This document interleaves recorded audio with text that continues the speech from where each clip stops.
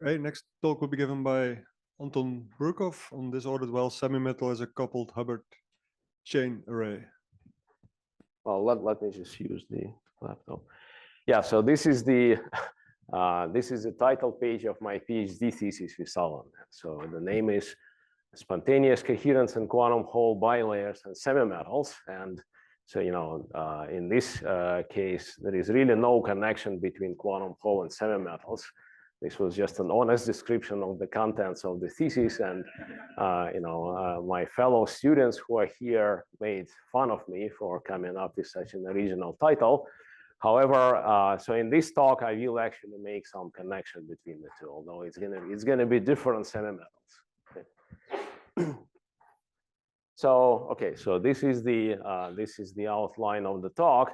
So basically, what I will argue is that there exists a connection between at least magnetic wire semimetals and a quantum hole plateau transition in 2 dimensions, the usual quantum hole plateau transition. And I will argue basically that you may think of magnetic wire semimetal as basically what happens to the plateau transition in 3 dimensions. It's a 3-dimensional version of the quantum hole plateau transition. So then I will, so you know that probably the most successful description of the quantum hole plateau transition is a Choker-Coddington model. It allows you to calculate critical exponents very precisely. And so I will talk about a 3D version of the Choker-Coddington model. And you also know probably that the 2D Choker-Coddington model can be mapped onto a 1-dimensional Hubbard chain or a spin chain. And so I will talk about a 3-dimensional version of that, which is the Hubbard chain array. Okay, so I'll talk about the mapping between a disordered wire semimetal and an array of Hubbard chains. Okay. And so then I'll talk about the implications of this mapping for some properties of wire semimetals with disorder, in particular the fate of wire nodes in weak disorder, and if I have time, also localization in strong disorder. Okay. Okay, so let me start with the plateau transition. So in principle, this what I will talk about exists even for the regular quantum Hall effect in 2D electron gases and magnetic field. But for the purposes of my talk, it's gonna be more convenient to think in terms of quantum anomalous Hall effect. So quantum Hall effect in the absence of magnetic field, but with magnetization. And so the simplest way to realize, at least in theory, quantum anomalous Hall effect is to take a very thin film of a 3-dimensional topological insulator, so thin that there is tunneling, let's say, between the top and bottom surface. So then a gap opens up, and this is just an ordinary insulator. And now I'm going to dope this with some magnetic element, for example, chromium. And so it's a sufficient concentration of the magnetic impurities. They're going to magnetize, again, at least in theory. So when the spin splitting due to this magnetization is larger than the hybridization gap, there's going to be basically a plateau transition from sigma xy equals 0, an ordinary insulator, to a quantum Hall insulator with Hall conductivity of E²/h. Okay, and so the conductivity jumps here because in 2 dimensions the Hall conductivity of insulators is quantized, right, to integer units of E²/h.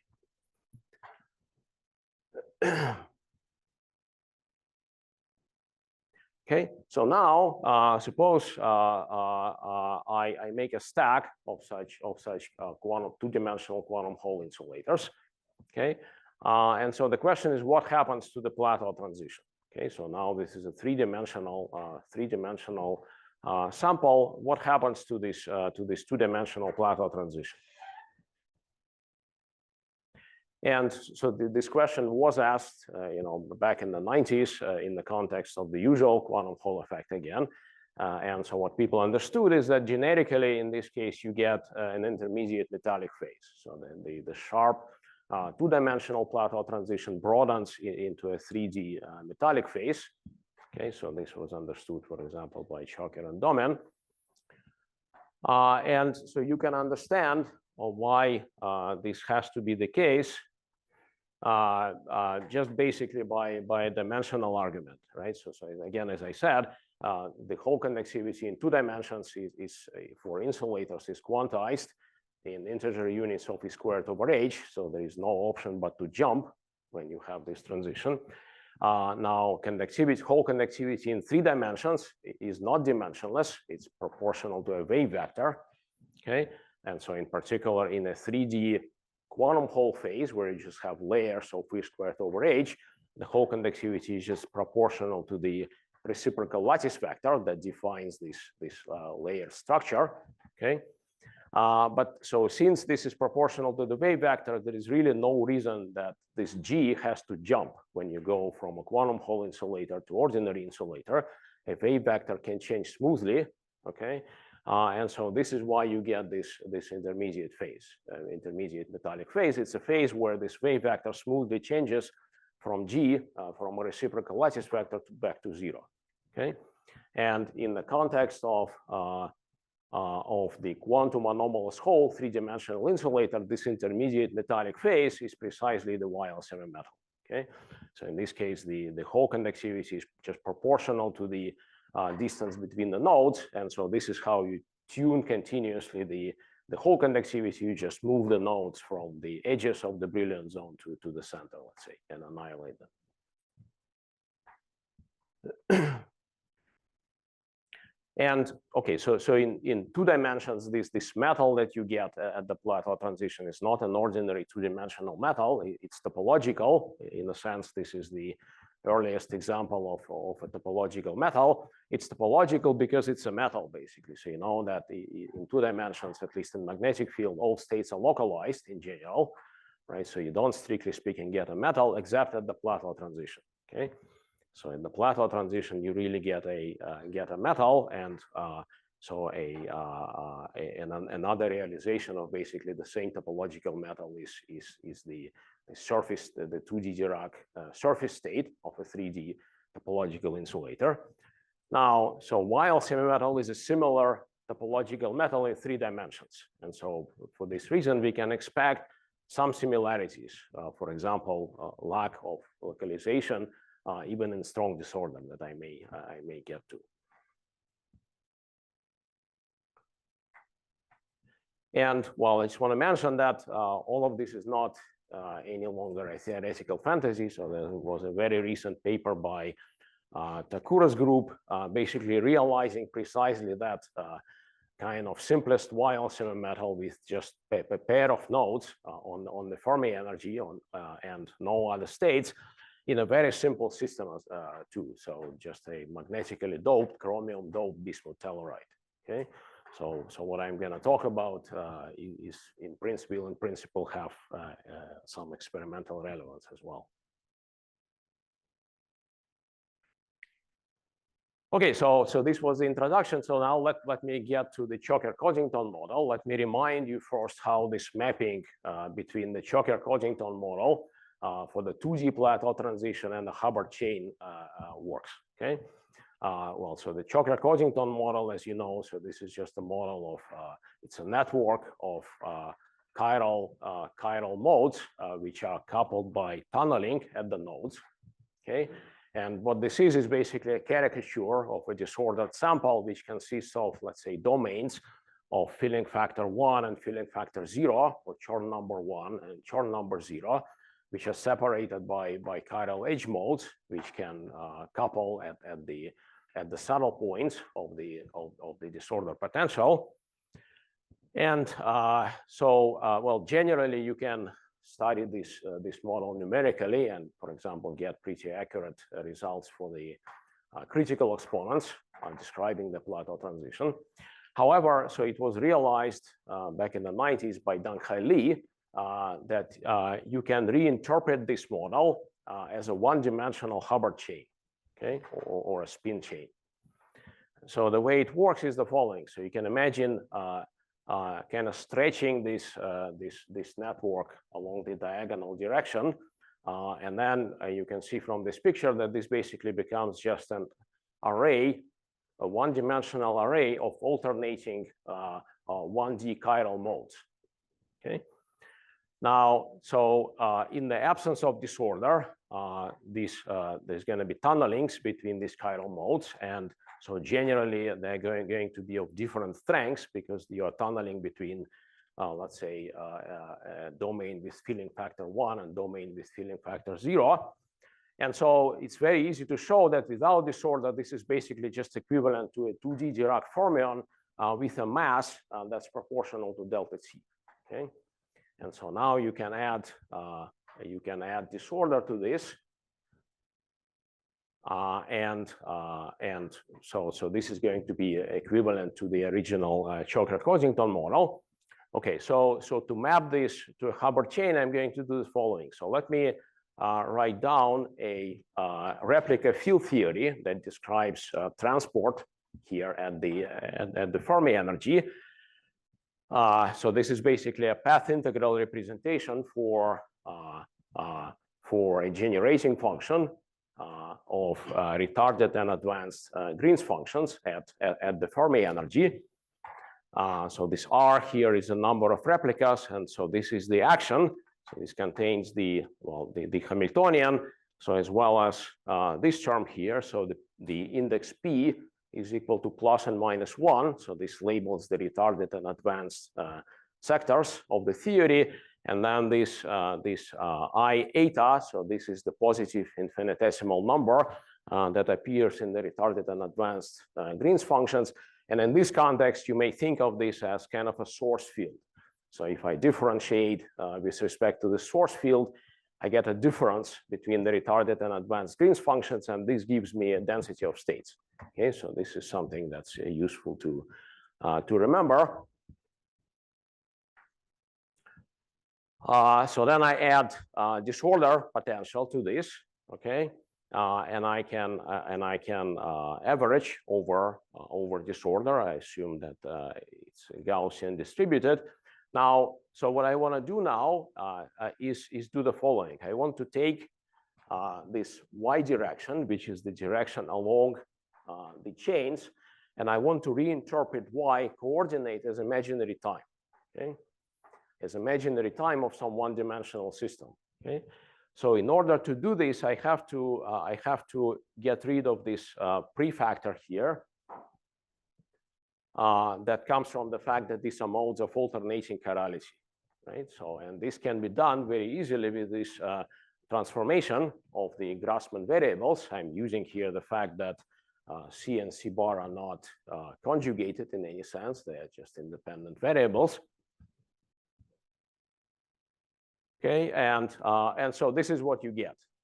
And after I average over disorder, I get this term where U here is just related to the correlator of the impurity potential.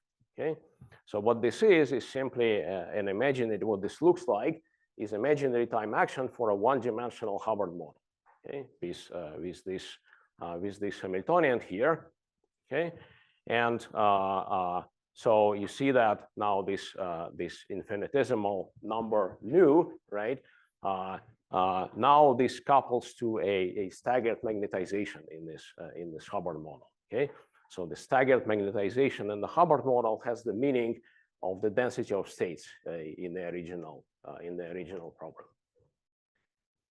Okay, so this is a very simple transformation. This shows the Choquette-Cossington model in 2D is equivalent to a dimerized particle Hawk symmetric, and this is not obvious from here, but I will show that in the limit of number of replicas going to 0, which is the limit you're supposed to take to calculate anything with this, this is actually always at half filling. Okay, and so the Choquette-Cossington model is equivalent to a dimerized particle Hawk symmetric Hubbard chain, which is always at half filling in the limit of 0 number of replicas. Okay. Okay, so let me not talk anymore about the 2D case. Let me just go straight to 3 dimensions in the interest of time.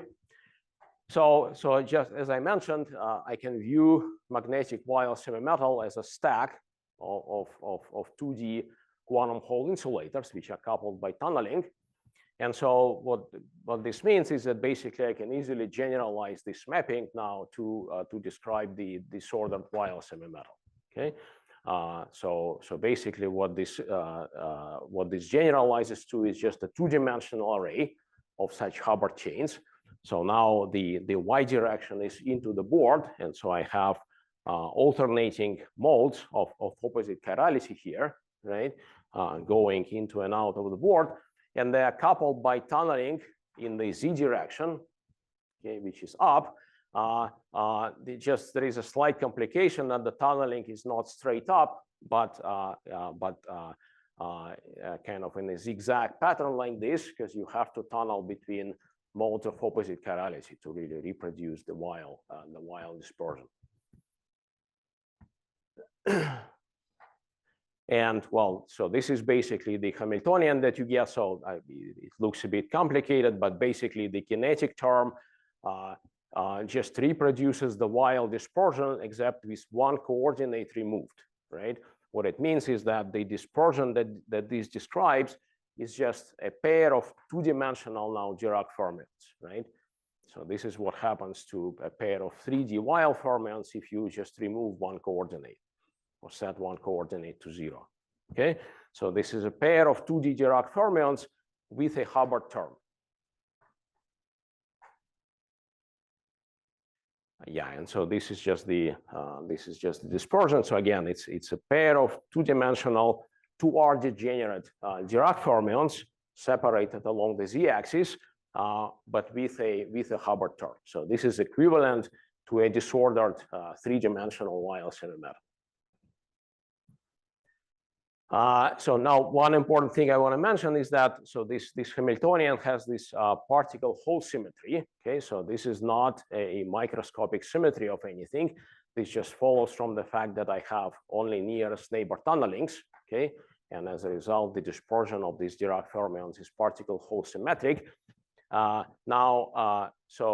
Even though this is not a physical symmetry, this mapping actually only works in this case. Okay, when there is particle hole symmetry, because you can show that the chemical potential term on next nearest neighbor tunneling is going to map onto something imaginary for this Hamiltonian. I'm going to get a non-Hermitian Hamiltonian, which I don't want. So the hope basically is that this extra symmetry that's unphysical is not going to be important for the things that I'm gonna be interested in. Okay. But this is also true, of course, in the 2D case. Okay, and so let me analyze this Hamiltonian now. Let me see what the phase diagram looks like, and I'm going to start with, of course, with the simplest thing, with the Hartree-Fock theory. Shankar said on Monday that any theorist must do Hartree-Fock theory at some point, and so I agree with that. And this is one of the many lessons that I learned from Allan is to trust Hartree-Fock theory. I think it's right most of the time, but it's as I will show, it's not going to be right here. Okay. So to do Hartree-Fock theory, we need to remember that basically the calculations in this replica theory need to be done in a slightly unusual way, right? So instead of averaging, let's say if you're calculating the Hartree-Fock free energy, you're not calculating log z. You're supposed to do this, right? So take the limit of r going to 0 of this combination, which basically this is what allows me to actually integrate over disorder, and so I don't have to actually average log z. Okay. And so what you can see here, if you do this Hartree-Fock decoupling, is that the Hartree term actually always vanishes in this limit of the number of replicas going to 0. And this is because you always get this two independent sums. So this alpha and beta here are replica plus retarded and advanced indices. And so this Hartree term always vanishes. Okay. So what it implies is that, and this is something that I mentioned already, is that we always stay at half filling, even with this interaction term included. So the Hartree term does not move the chemical potential. Okay, so this model is always at half filling, and in fact, this is a general property independent of approximations. This just follows from the fact that basically a random Gaussian distributed potential with zero mean does not violate that particle Hall symmetry that I talked about. Okay, so this is always at half filling. This Hubbard model is always at half filling, and this is going to be important. Now, so this is since again this is a Hubbard model at half filling. What I can expect is that the right order parameter for the exchange term is going to be the antiferromagnetic order parameter. Okay, and so I can express the Fock term in terms of the staggered magnetization order parameter. So it's staggered along the chain, but it's actually not staggered in the vertical direction. And the reason for this is these diagonal tunnelings, right? So there is the magnetization is staggered along the direction of the hopping, so it's not actually staggered in the z direction. Okay, so magnetization is uniform along z and staggered along the chain directions along x. Okay. And well, so you can go through this, find the Hartree-Fock energy eigenvalues, and basically what you find is that this Hartree-Fock term acts as a mass for these 2D Dirac fermions. Okay, so the Hartree-Fock dispersion is just a pair of massive Dirac fermions. Okay. And well, again, so it's easy to derive the Hartree-Fock equations by minimizing this free energy with respect to the magnetization. And this is the Hartree-Fock equation. And I won't even bother solving this. This is easily solved either numerically or analytically by expanding about the Dirac points.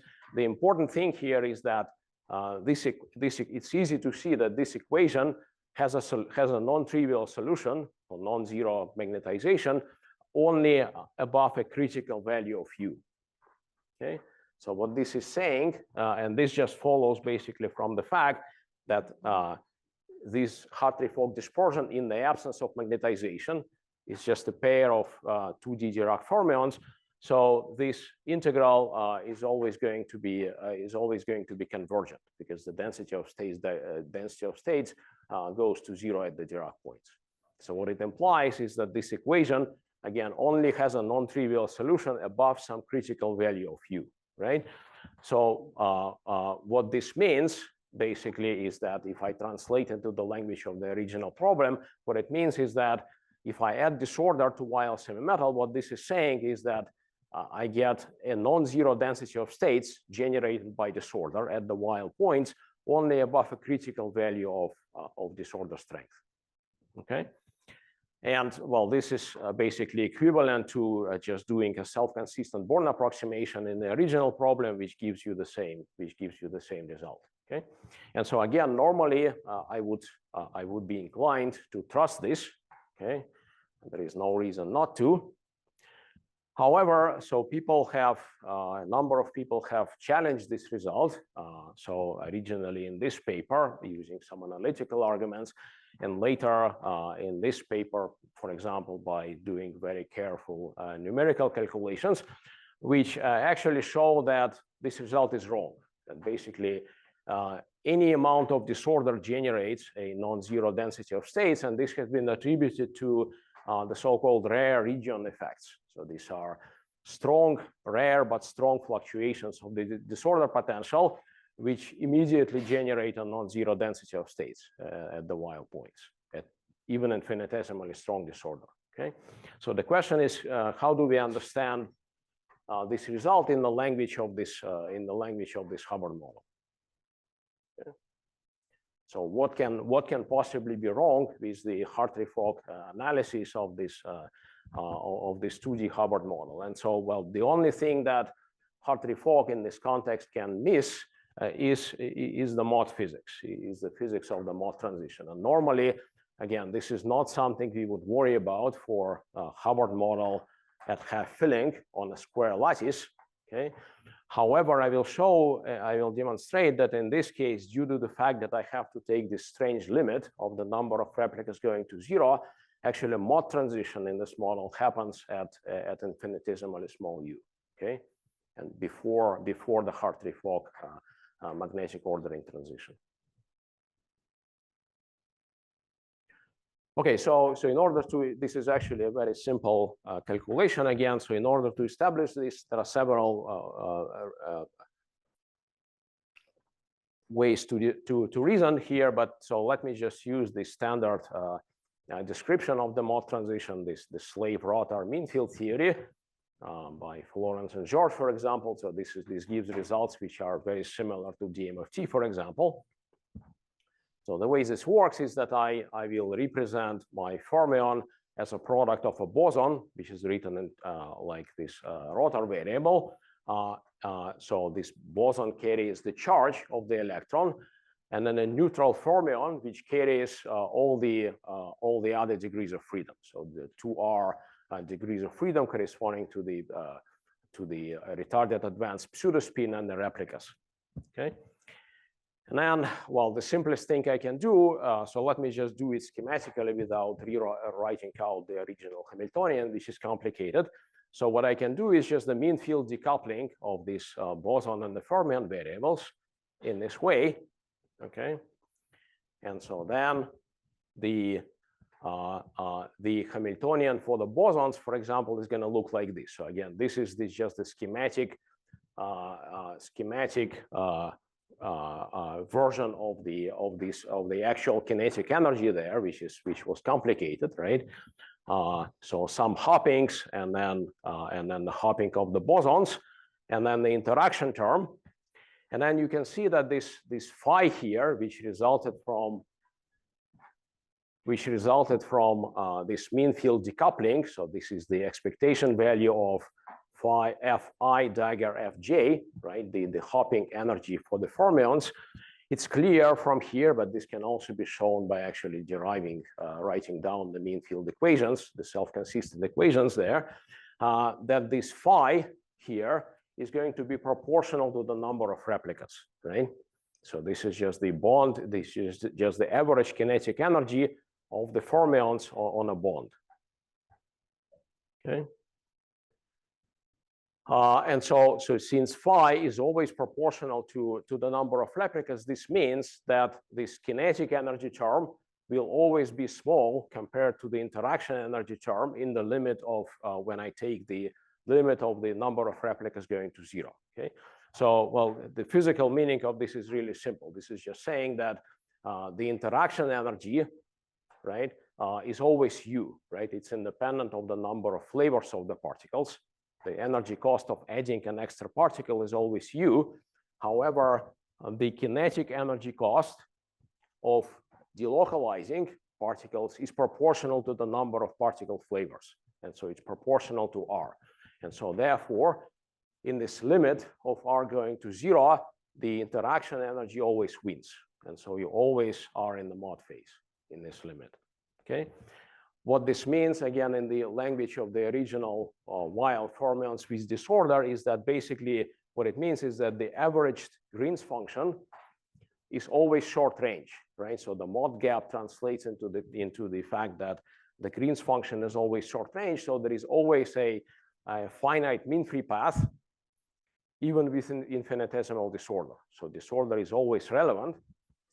So, well, so in order to, this is not everything. So in order to, what this shows is that the mean free path is finite. Now, whether we have a metal with diffusion or not is determined by the physics of these spinons or the neutral fermions, okay?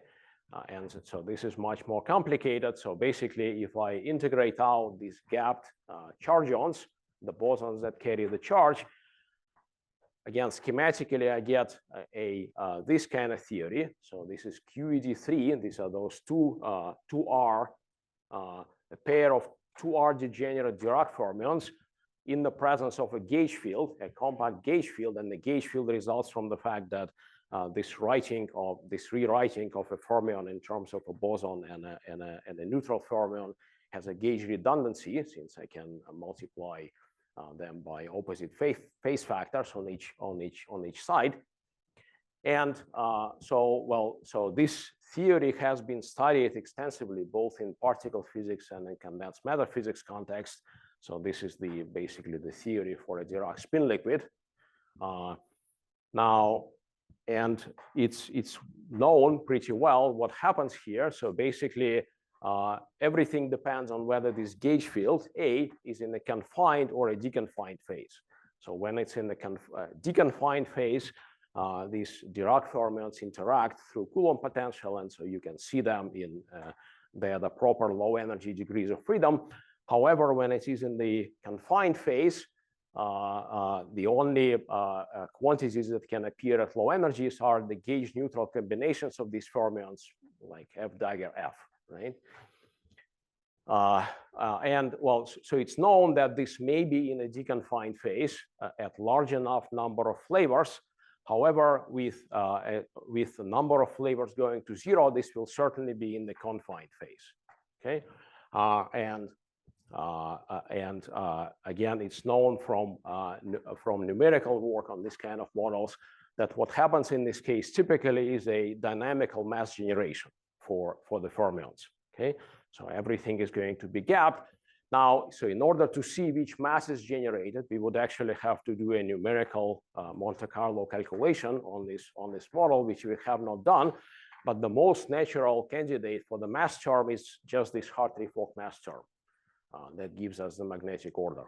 Okay, and so the conclusion would be that then this basically leads to that same staggered antiferromagnet magnetic order. But now at any value of u. And so the conclusion is that this is a diffusive metal. Wildshire metal actually turns into a diffusive metal at any degree of disorder. Okay. Okay. So I don't have time to talk about localization, but basically you can discuss the fact that this is immune to localization to some extent. Again, based on this model. But so let me just conclude here. And thank you, and I'm happy to take questions. Thank you very much, Anton. Perhaps time for one or two very short questions. Dima, go ahead. A yes or no question?